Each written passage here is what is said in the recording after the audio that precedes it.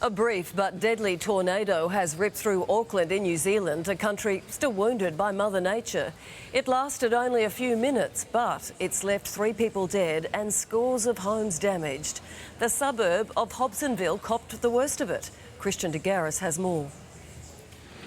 Trees were blowing sideways as wind and rain pelted down. Anything unsecure disappeared in the chaos.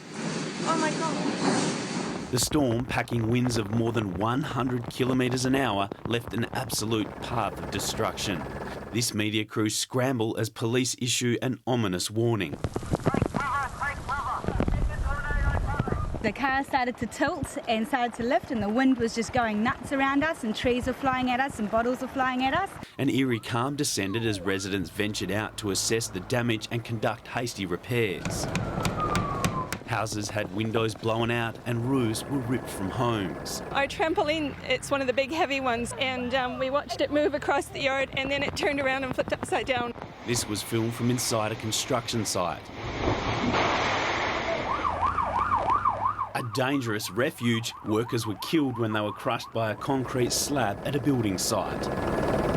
I can confirm that we have 2 fatalities and we have grave fears for a 3rd person. All flights at Auckland Airport have been delayed and major roads closed. The storm is moving southwest and weather experts can't rule out more tornadoes. Christian de Garis, 10 News.